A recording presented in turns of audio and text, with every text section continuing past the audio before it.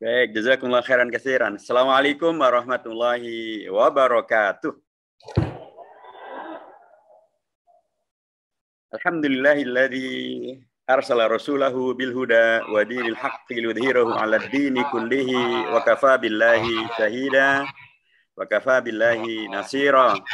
Wa huwa alladzi ba'athahu mu'alliman wa mubasysyiran wa nadhira wa da'iyan ila Allahi bi idnihi wa sirajan munira.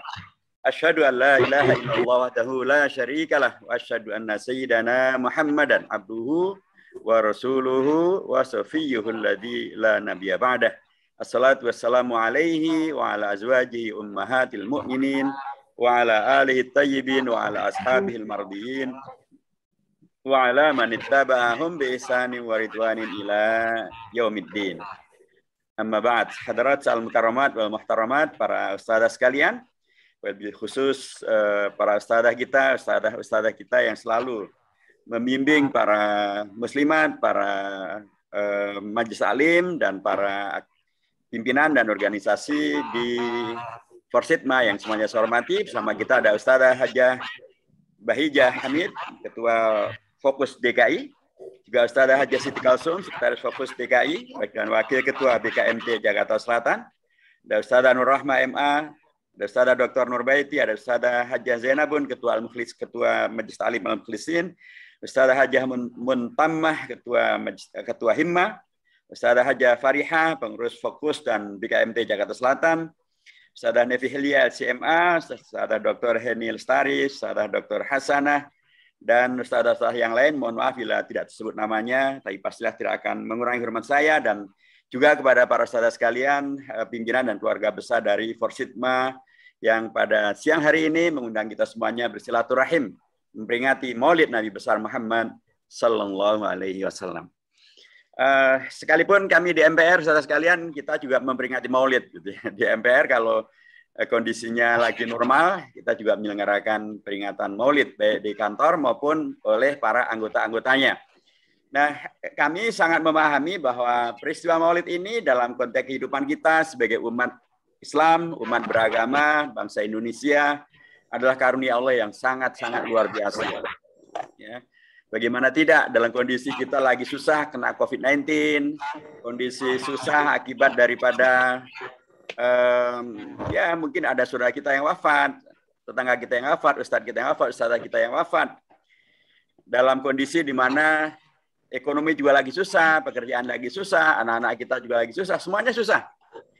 Tapi Allah memberikan kepada kita sebuah hiburan, yaitu hadirnya peringatan Maulid Nabi besar Muhammad sallallahu alaihi wasallam.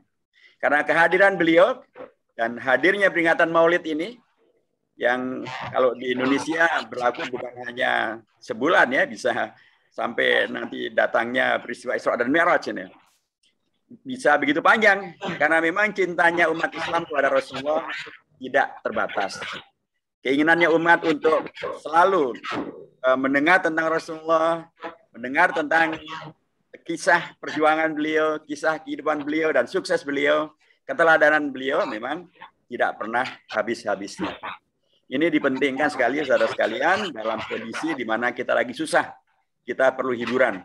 Dan hiburan yang paling luar biasa adalah mendengarkan tentang Rasulullah SAW. Karena beliaulah yang mengembirakan kita. Beliaulah yang memberikan harapan kehidupan. Beliaulah yang memberikan kepada kita jalan bagaimana agar kita bisa selamat. Jalan bagaimana agar kita bisa sehat. Jalan bagaimana kita bisa mengatasi masalah. Jalan bagaimana kita bisa hasanah fid dunya hingga hasanah fil akhirah. Dan bahkan jalan agar bagaimana kita bisa nanti di surga bersama dengan Rasulullah sallallahu alaihi wasallam. Amin ya rabbal alamin. Nah, di antara apa yang beliau ajarkan tentu kita sudah sangat paham dan sangat menghafalkannya, yaitu bagaimana agar kita betul-betul memposisikan diri dan memaksimalkan posisi yang Allah berikan kepada kita semuanya, sebagai apapun, termasuk sebagai wanita, sebagai muslimah, apakah sebagai ibu, sebagai istri, sebagai anak, sebagai kakak, sebagai adik, sebagai pimpinan di organisasi, di majelis taklim, sebagai jamaah, sebagai apa saja.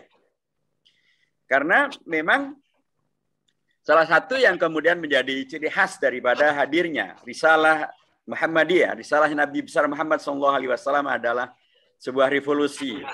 Revolusi bukan revolusi mental, apalagi revolusi mental. Kedua-duanya tidak, tapi revolusi akhlak daripada Rasulullah SAW yang tadinya kaum perempuan itu tidak mendapatkan kehormatannya, tidak mendapatkan haknya, tidak mendapatkan bahkan hak hidupnya, bahkan hanya dijadikan sebagai, mohon maaf, sebagai pelengkap penderita. Bahkan Rasulullah memberikan kepada kita sebuah pegangan yang luar biasa, ajaran yang luar biasa, keteladanan yang luar biasa. Bagaimana al-Islam, Rasulullah dan wahyu Al-Quran yang diwahyukan kepada beliau memberikan kepada kita semuanya sebuah revolusi. Revolusi penghormatan kepada kaum perempuan. Revolusi penghormatan dan pemberian peran bagi kaum perempuan. Revolusi untuk Quran menghadirkan sebuah masyarakat yang Al-Quran menyebutnya sebagai al-mu'minuna wal mu'minat ba'dhum awliya'u ba'd ya'muruna bil ma'ruf wa yanhauna 'anil munkar ila akhiri al-ayah. Di mana tadinya para mukminat, para muslimat atau kaum perempuan itu tidak mendapatkan hak sama sekali. Ini bahkan disebut sebagai ba'dhum awliya'u ba'd, masing-masing satu dengan yang lainnya saling menguatkan, saling membersamai, saling bersahabat, saling menghadirkan kerjasama yang luar biasa untuk merealisasikan prinsip-prinsip keimanan, keislaman, amar ma'ruf, nahi mungkar, taat kepada Allah dan taat kepada Rasulullah SAW, agar semuanya mendapatkan rahmat daripada Allah Subhanahu wa Ta'ala. Karenanya saya di DPR, di Komisi 8 selalu saja rewel gitu ya, atau bawel atau nyinyir lah gitu. Karena di Indonesia ini ada yang aneh, saudara sekalian. Ada kementerian yang secara khusus ngurusi perempuan dan anak-anak. Bagus judulnya. Tetapi begitu melihat kepada programnya, kepada kewenangannya, apalagi anggarannya, ya Allah, itu tidak pantas dinamakan sebagai kementerian yang mengurusi perempuan dan anak-anak. Mengapa demikian? Karena perempuan dan anak-anak di Indonesia jumlahnya pastilah sangat besar, lebih daripada 60% bahkan. Perempuan saja sekitar 50%, ya, katakanlah begitu, ada yang menyebut 51%. Anak-anak kita, anak-anak yang sekarang disebut sebagai generasi milenial, generasi Z, diyakini jumlahnya sudah merupakan jumlah persentasenya sudah sangat tinggi, di atas 40%. Jadi kalau demikian maka bisa jadi kalau katakanlah dari 40% itu separuhnya adalah perempuan dan separuhnya adalah laki-laki, berarti jumlah perempuan dan anak-anak adalah tidak kurang dari sekitar 70% penduduk Indonesia. Jumlah yang sangat besar. Jumlahnya sangat besar, tapi juga posisinya sangat penting. Anak-anak adalah generasi pelanjut kita semuanya. Perempuan adalah kalau tidak dia ibu, dia adalah istri, dia adalah anak, dia adalah komunitas yang sangat terhormat, yang sangat-sangat penting di dalam menyangga kehidupan dan sekaligus melanjutkan kehidupan. Untuk kedua komponen masyarakat yang sangat dipentingkan ini, Bapak dan Ibu Ustaz yang saya hormati, apa yang terjadi? Negara malah hanya menjadikan kementerian ini sebagai kementerian koordinatif, bukan kementerian teknis. Jadi dia hanya mengkoordinasi saja. Teknis untuk kemudian melaksanakan kegiatan adanya di kementerian yang lain. Dan karenanya kementerian ini tidak mempunyai cabang kekuasaan sampai ke provinsi, nggak ada. Dinas Pemberdayaan Perempuan dan Perlindungan Anak tidak ada. Nanti biasanya gabung ke Kementerian Sosial dan lainnya. Apalagi di kabupaten dan di kota tidak ada. Padahal adanya perempuan dan anak-anak itu dia di kabupaten, di kota, di kelurahan, di kecamatan, di RT, di RW. Tidak ada di pusat. Tetapi justru mereka tidak mempunyai cabang hingga ke daerah-daerah. Anggarannya lebih mengerikan lagi. Provinsi DKI ini, saudara sekalian, anggaran tahunannya tidak kurang dari 65 triliun. Itu untuk mengurusi satu provinsi dengan penduduk sekitar, katakanlah 12 juta orang. 60 triliun. Kementerian Pemberdayaan Perempuan dan Perlindungan Anak ngurusi seluruh Indonesia untuk sekitar 70% penduduk Indonesia. Kalau 70% berarti kalau sekarang penduduk Indonesia ada 270 juta, maka 70%-nya sekitar 150 juta, sekitar itulah. 150 juta untuk seluruh Indonesia, anggarannya berapa? Tadi DKI ngurusi 12 juta orang, satu provinsi anggarannya 60 triliun, sekitar itu. Kementerian Pemberdayaan Perempuan dan Perlindungan Anak untuk seluruh Indonesia anggarannya cukup hanya 275 miliar rupiah. Kira-kira bisa berbuat apa? Sudah anggarannya sangat kecil, kewenangannya sangat terbatas, kakinya nggak sampai ke daerah-daerah. Nah, bagaimana peran melindungi perempuan dan anak bisa dilakukan? Padahal negara juga selalu menyelenggarakan peringatan Maulid Nabi besar Muhammad Sallallahu Alaihi Wasallam. Karenanya saya selalu mengkritisi di DPR, saya selalu menolak pelemahan terhadap kementerian ini. Saya mengusulkan agar kementerian ini ditingkatkan kelasnya supaya setara dengan Kementerian Pemuda dan Olahraga, setara dengan Kementerian Pertanian. Petani kita tuh kan nggak nyampe 100 juta orang, tapi kementeriannya tersendiri dengan anggaran yang luar biasa sangat besar. Demikian juga Pemuda dan Olahraga. Pemuda itu kan nggak nyampe 1/4 penduduk Indonesia, tapi kementeriannya tersendiri dengan kewenangan yang luar biasa, anggaran yang luar biasa, kakinya sampai ke tingkat kabupaten dan kota. Nah, saya usulkan agar Kementerian Pemberdayaan Perempuan dan Perlindungan Anak itu setara dengan Kementerian Pemuda dan Olahraga.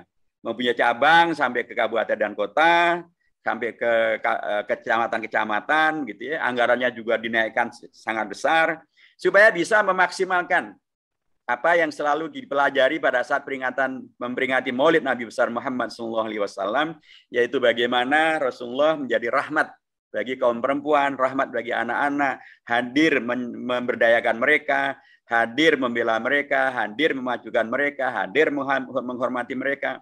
Itu kan yang diantara yang kita dengar kalau kita memperingati Maulid Nabi besar Muhammad Sallallahu Alaihi Wasallam. Tapi begitu, sudah selalu dengar peringatan Maulidnya, tetapi tetap saja dalam konteks yang senyatanya, operasionalnya, tetap saja ada Kementerian Pemberdayaan Perempuan dan Perlindungan Anak, tetapi dengan kewenangan yang sangat terbatas, dengan anggaran juga yang sangat terbatas.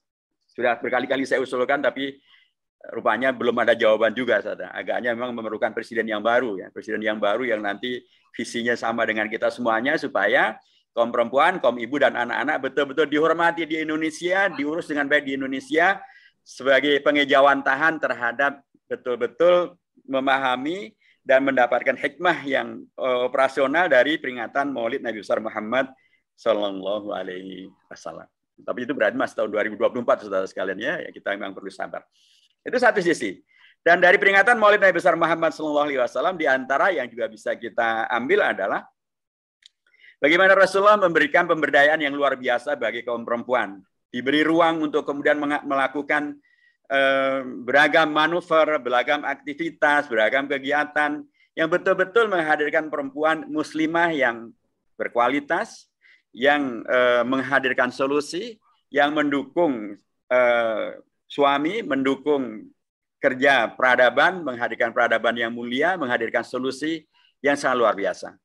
Saya sering menyampaikan ada 3 cerita atau 3 peristiwa yang amat sangat mencolok. Pertama tentu adalah Khadijah radhiyallahu anha. Bagaimana Rasulullah memberikan peran bagi Khadijah untuk membersamai beliau sukses di dalam peristiwa yang terkait dengan wahyu yang pertama, pewahyuan yang pertama di Gua Hira, dan yang kedua, dan bagaimana kemudian bertemu dengan Waraqah bin Naufal. Bagaimana kondisinya kita semuanya sudah tahu, pasti dibacakan juga tadi dalam Barzanji kita, bagaimana kondisi ketika Rasulullah lahir, dan kemudian bagaimana kemudian ketika beliau diangkat sebagai nabi dengan pewahyuannya. Kondisinya tidaklah mudah, mencemaskan dan mengkhawatirkan. Tetapi karena peran daripada seorang Khadijah yang dibenarkan oleh Rasulullah, yang tidak diingkari, yang tidak dimarahi, yang tidak ditolak, justru diapresiasi, maka Rasulullah bisa melewati kondisi yang mencemaskan itu, dan kemudian wahyu terus berdatangan, dan kemudian sampai lengkaplah agama al-Islam dan wahyu Al-Quran, dan kemudian diwariskan ataupun disebarkan sampai kepada kita semuanya. Itu Khadijah. Yang nomor 2 bisa kita lihat dalam figur Aisyah radhiyallahu anha. Beliau adalah figur istri Rasulullah SAW yang memberikan kepada kita keteladanan yang direstui oleh Rasulullah SAW, dan karenanya menjadi bagian daripada takrirnya Rasulullah, bagian daripada sunnahnya Rasulullah SAW.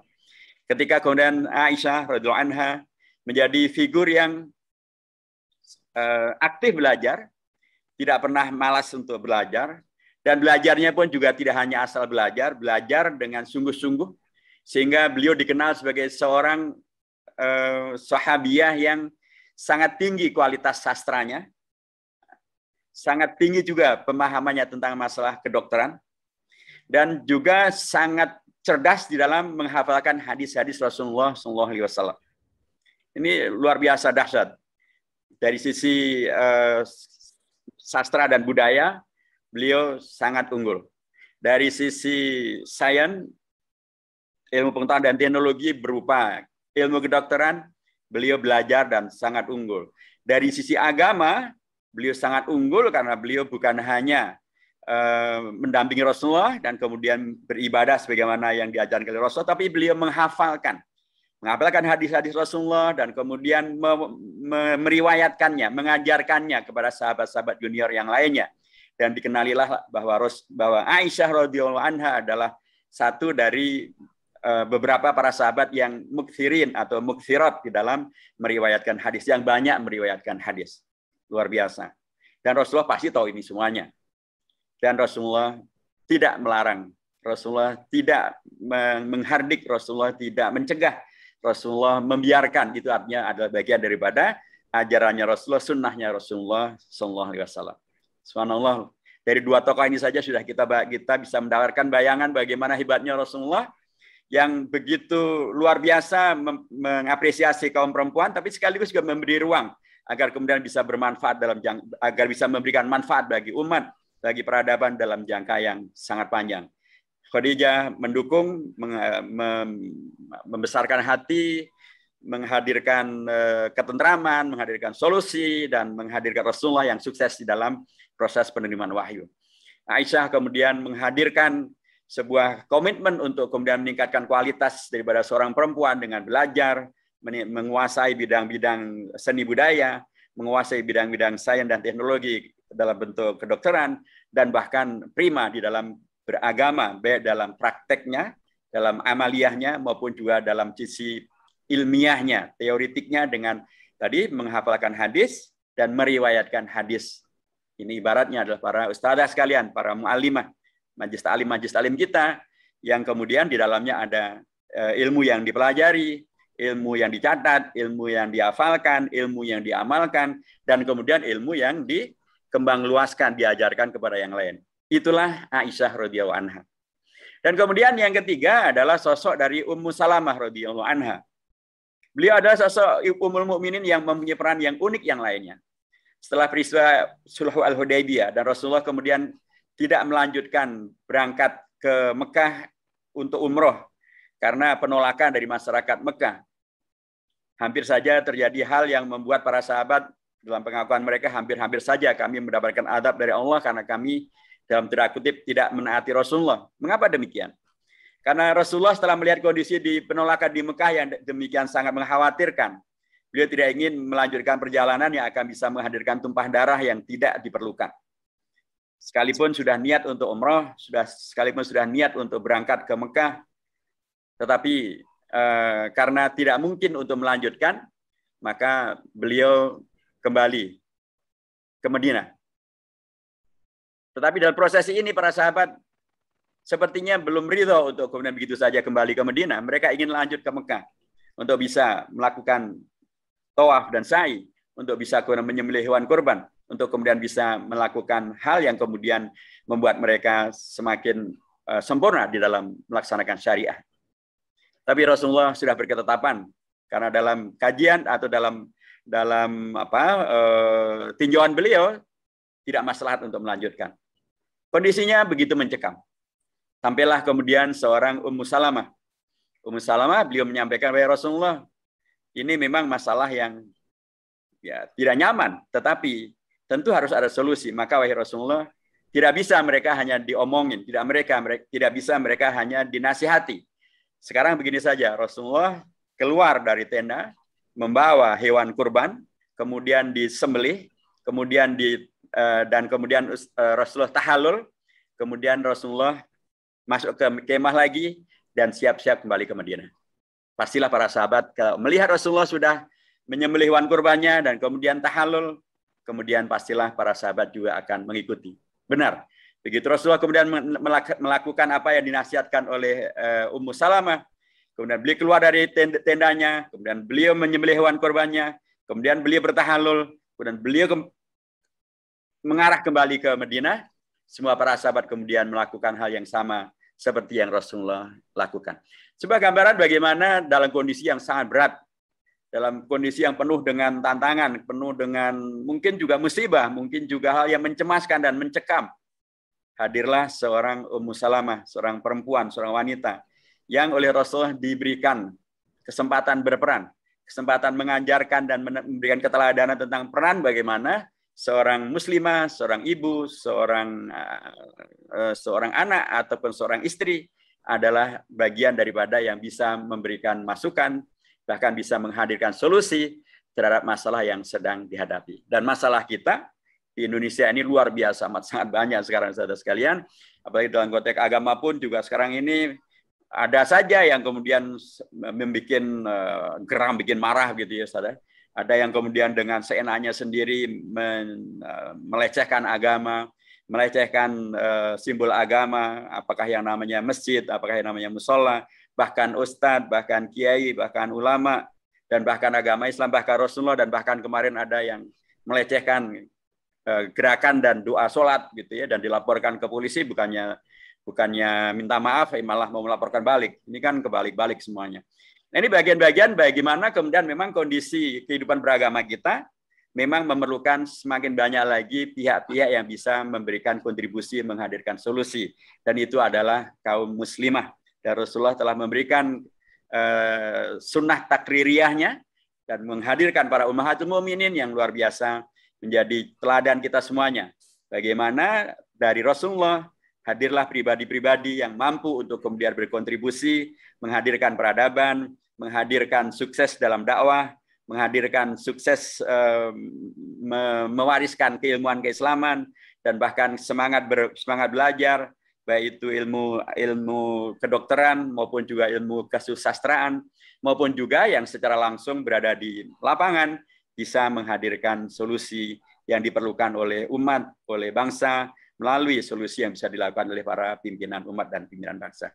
Nah, dengan pendekatan semacam inilah, saudara sekalian, kita berharap bahwa maulid kita, peringatan maulid kita selalu kemudian memberikan tambahan selain daripada iman, tapi juga pengetahuan, tapi juga terutama sekali adalah pemahaman kita bahwa memang Rasulullah adalah uswah hasanah, dan kemudian karenanya sangat layak untuk segala yang kita dengar tentang beliau, dan apalagi sangat korelatif dengan kehidupan kita, termasuk juga dengan peran perempuannya, adalah agar betul-betul kita jadikan sebagai karunia Allah yang kita syukuri, dan karena tidak kita mubadirkan, tidak kita biarkan hanya menjadi sekedar peristiwa tahunan, hanya sekedar menjadi peristiwa tempat kita kumpul-kumpul, tempat kita mendengar pengajian, tempat kita mungkin juga mendengarkan lawakan dari ustadz begitu ya.